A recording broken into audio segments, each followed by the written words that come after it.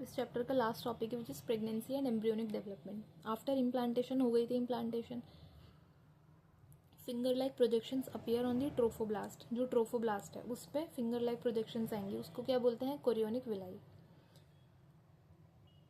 ये इस डायग्राम में क्लियरली दिख रहा है, ये पूरा ट्रोफोब्लास्ट है कवरिंग वाला पार्ट, अंदर इनर सेल मास जो था उसने एम्ब्रियो बना लिया डिफरेंशिएट होके, और ये फिंगर लाइक जो प्रोजेक्शंस दिख रही हैं ये होती हैं chorionic villi.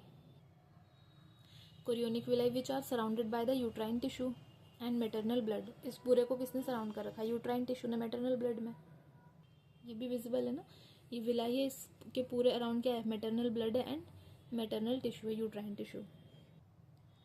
The chorionic villi and uterine tissue become interdigitated. ये एक दूसरे के साथ इंटरडिजिटेट कर जाते हैं। इंटरडिजिटेशन का मतलब है ऐसे जैसे हम अपने फिंगर्स को इंटरडिजिटेट करते हैं, ऐसे ये chorionic villi and maternal uterine tissue जो ये इंटरडिजिटेट हो जाते हैं with each other and jointly form a structural and functional unit.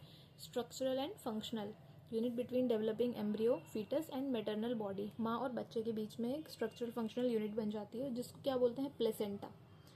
Placenta क्या करता है? इसके फंक्शंस क्या है? Facilitate supply of oxygen and nutrients to the embryo. Embryo को तो ऑक्सीजन और न्यूट्रिएंट देगा, एंड रिमूवल क्या करवाएगा? Carbon dioxide and excretory waste. CO2 तो हमारी बॉडी से भी निकलना होता है, तो बेबी की बॉडी से भी निकलना होगा, फीटस की बॉडी से भी निकालना होगा, एंड जो उसके एक्सक्रीटरी वेस्ट होंगे वो यूट्रस के अंदर तो नहीं निकालेगा ना, प्लेसेंटा के थ्रू मदर की बॉडी में आएंगे, मदर की बॉडी के थ्रू एक्सक्रीट हो जाएंगे। Excretory waste materials produced by the embryo. So embryo को क्या दे रहा है? ऑक्सीजन, न्यूट्रिएंट्स, और निकाल क्या रहा है एम्ब्रियो से? CO2 and excretory waste. The placenta is connected to the embryo through the umbilical cord. अब एम्ब्रियो से ये कनेक्टेड होगा किसी चीज़ के थ्रू, किसके थ्रू होता है? अम्बिलिकल कॉर्ड के थ्रू। अम्बिलिकल कॉर्ड क्या करेगी? Helps the transport of substances to and from the embryo. Embryo के पास भी लेके आएगी और उससे दूर भी लेके आएगी। तो अम्बिलिकल कॉर्ड एक रास्ता है जिसके थ्रू ये सब हो पा रहा है, ये कनेक्ट कर रहा है प्लेसेंटा और एम्ब्रियो को। The placenta also acts as an endocrine tissue. ये बहुत इंपॉर्टेंट है और यहाँ से क्वेश्चंस भी आते हैं। ये एंडोक्राइन टिश्यू की तरह भी प्लेसेंटा एक्ट करता है, और क्या प्रोड्यूस करता है? कौन कौन से हार्मोन्स? उन हार्मोन्स का नाम पूछते हैं। कुछ हार्मोन्स है जिसके नाम याद रखने, like HCG, human chorionic gonadotropin. HCG क्या करता है? कॉर्पस ल्यूटियम को मेंटेन करके रखता है, जिसकी वजह से ईस्ट्रोजन प्रोजेस्टेरोन वो सिक्रीट कर पाता है corpus luteum. Human placental lactogen HPL जो कि मिल्क प्रोडक्शन में हेल्प करता है। ईस्ट्रोजन्स एंड प्रोजेस्टेरॉन्स ये भी रिलीज करता है। तो क्या क्या रिलीज कर रहा है? Placenta, HCG, HPL, estrogens and progestrogens. In the later phase of pregnancy hormone called relaxin. Relaxin is also secreted by the ovary. Relaxin hormone कौन निकालता है? ओवरी। ओवरी के अंदर भी कौन? कॉर्पस ल्यूटियम रिलैक्सिन हार्मोन निकालता है लेटर फेज ऑफ प्रेगनेंसी में, जो कि रिलैक्स करवाता है प्यूबिक सिम्फाइसिस को। अब एक ये क्वेश्चन भी पूछते हैं कि एक तो ये हो गया कि प्लेसेंटा कौन कौन से हार्मोन्स निकाल रहा है? 4 हार्मोन्स है, HCG, HPL, ईस्ट्रोजन, प्रोजेस्टेरॉन्स। फिर रिलैक्सिन कौन निकालता है? ओवरी के अंदर कॉर्पस ल्यूटियम निकालता है लेटर फेज में। फिर कौन से हार्मोन्स है जो सिर्फ और सिर्फ प्रेगनेंसी में मिलते हैं? अब ये वाले जो है HCG, HPL, ईस्ट्रोजन, प्रोजेस्टेरॉन जो हमारा प्लेसेंटा निकाल रहा है, इसमें से ईस्ट्रोजन, प्रोजेस्टेरॉन तो नॉर्मली भी प्रेजेंट होते हैं ना। तो कौन से हार्मोन है जो सिर्फ और सिर्फ प्रेगनेंसी, ओनली ड्यूरिंग प्रेगनेंसी में रिलीज होते हैं? वो है HCG, HPL, रिलैक्सिन। 3 हार्मोन्स है, HCG, HPL एंड रिलैक्सिन। ये are produce in women only during pregnancy, और कभी नहीं मिलेगी। In addition during pregnancy the levels of other hormones like estrogens हो गए, प्रोजेस्ट्रॉन्स हो गए, ये तो देख ही लेते हैं। इसके अलावा कॉर्टिसोल, कॉर्टिसोल याद रखना है, प्रोलैक्टिन, थायरॉक्सिन, ये भी इंक्रीज हो जाते हैं। प्रोलैक्टिन तो याद हो जाएगा क्योंकि वो मिल्क प्रोडक्शन में हेल्प करता है। Oestrogen production, progesterone overall development में हेल्प करते हैं।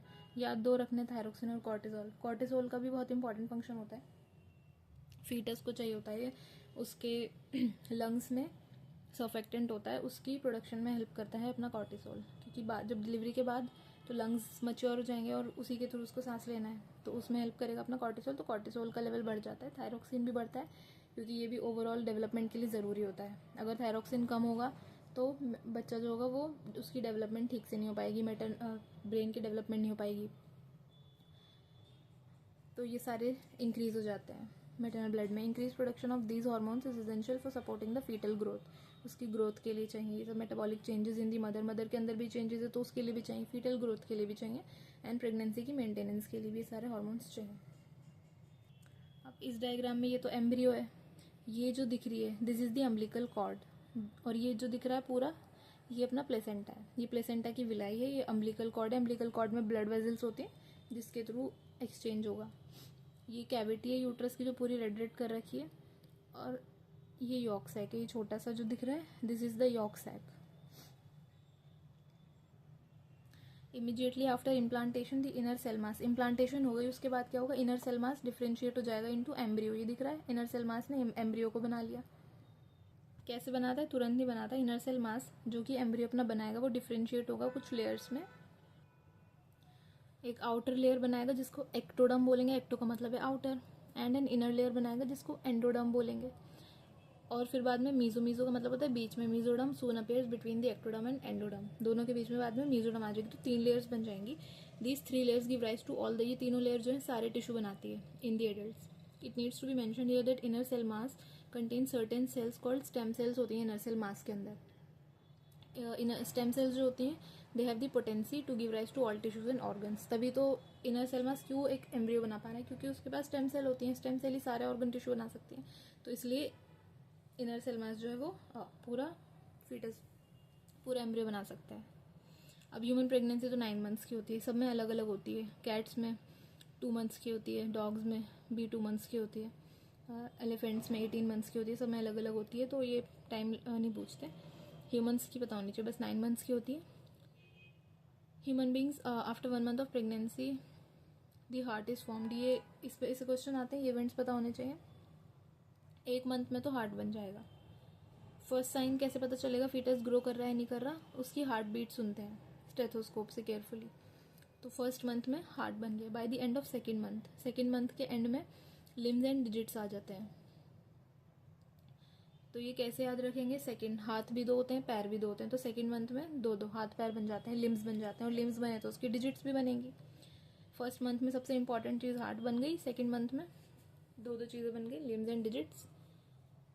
Bye the end of 12 week मतलब फर्स्ट ट्राइमेस्टर कंप्लीट हो गया, 3 मंथ्स हो गए। Most of the major organ system जो है वो बन जाएंगे, for example limbs, external genital organs, ये सब बन गए।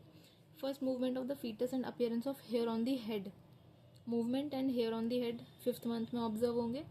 Bye the end of about 24 weeks मतलब सेकेंड ट्राइमेस्टर के एंड में फाइन हेयर आ जाएंगे पूरी बॉडी पे, आईलिड्स जो है वो सेपरेट हो जाएंगी, eyelashes are formed, and by the end of 9 months of pregnancy foetus is fully developed and is ready for the delivery. And जब पूरा 9 मंथ्स का पीरियड ओवर हो जाएगा तो पार्चुरेशन विच इज़ डिलीवरी होगी, and उसके बाद baby milk suck out करेगा विच इज़ लैक्टेशन। तो average duration of human pregnancy is 9 months, जिसको जेस्टेशन पीरियड बोलते हैं 9 मंथ्स का। Vigorous contraction of the uterus at the end of pregnancy causes expulsion delivery of the foetus. अब pregnancy के end में uterus जो है वो बहुत ज़्यादा कॉन्ट्रैक्ट करेगी जिसकी वजह से फीटस की डिलीवरी हो जाएगी।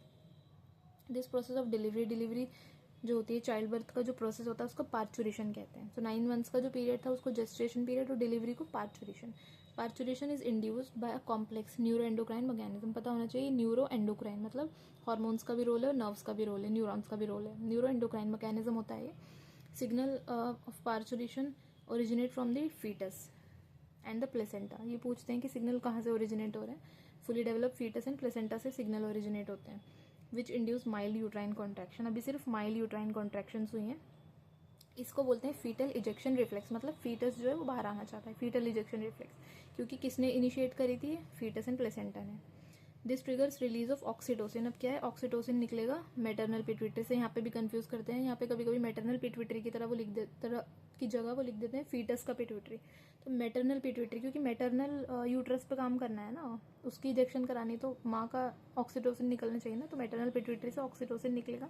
और ये जो ऑक्सीटोसिन होता है वो यूट्राइन मसल्स पे एक्ट करेगा और यूट्राइन कॉन्ट्रैक्शन जो पहले माइल्ड थी उसको स्ट्रॉन्गर करवा देगा। और ये जो यूट्राइन कॉन्ट्रैक्शन स्ट्रॉन्ग होंगी ये फिर से ऑक्सीटोसिन रिलीज सिक्रेट करवाएंगी, सिक्रेशन को रिलीज स्टिमुलेट करेंगी। तो ये पॉजिटिव फीडबैक हो गया, बार बार ये चीज़ चलती रहेगी। ऑक्सीटोसिन और निकल के और कॉन्ट्रैक्शन को स्ट्रॉन्ग करेगा, फिर कॉन्ट्रैक्शन ऑक्सीटोसिन को फिर से सिग्नल देंगे और वो और निकलेगा और कॉन्ट्रैक्शन स्ट्रॉन्ग होती जाएंगी until the delivery of the baby is done. The stimulatory reflex between uterine contraction, और यूट्रस में कौन सी लेयर कॉन्ट्रैक्ट करती है, myometrium, and oxytocin secretion continues resulting in stronger and stronger contraction, जो है वो हर सिक्रीशन के साथ बढ़ती जाएंगी. This leads to expulsion of the baby out of the uterus through the birth canal, parturition. Soon after infant is delivered the placenta is also expelled out of the uterus. Placenta भी बाहर आ जाता है तुरंत. The memory glands of the female undergo differentiation during pregnancy के time पे इनमें differentiation चल रही थी, and start producing milk. Milk produce करने लगेंगे एंड ऑफ द प्रेगनेंसी तक. प्रेगनेंसी के टाइम पे तो नहीं करेंगे, एंड में करेंगे बिकॉज तभी चाहिए. इसको प्रोसेस को क्या बोलते हैं, लैक्टेशन. मिल्क प्रोडक्शन को लैक्टेशन बोलते हैं. This help the mother in feeding the new born. The milk produce during the initial few days of lactation is called colostrum. इस पे क्वेश्चन आता है कि क्या बोलते हैं उस मिल्क को, कोलोस्ट्रम बोलते हैं. और ये जो कोलोस्ट्रम होता है ना, IgA रिच होता है. इसमें IgA एंटीबॉडीज होती हैं which contain several antibodies, absolutely essential to develop resistance for newborn babies. Breastfeeding during the initial period of infant growth is recommended by a doctor for bringing up healthy baby. तो IgA rich होता है, colostrum बोलते हैं first milk को. First milk को बोलते हैं colostrum. Initial थोड़ा सा कुछ दिन तक जब होता है. तो ये चैप्टर कंप्लीट हो गया है. Please read it's NCERT and try to read NCERT of all the chapters because NCERT is the key. Without NCERT it's not easy to read and understand the questions, क्योंकि NCERT की lines से ही उठ के questions आते हैं. तो it's very important. This is the high time to read NCERT. This time February, March, April, this time is only for NCERT. So please read NCERT as much as you can.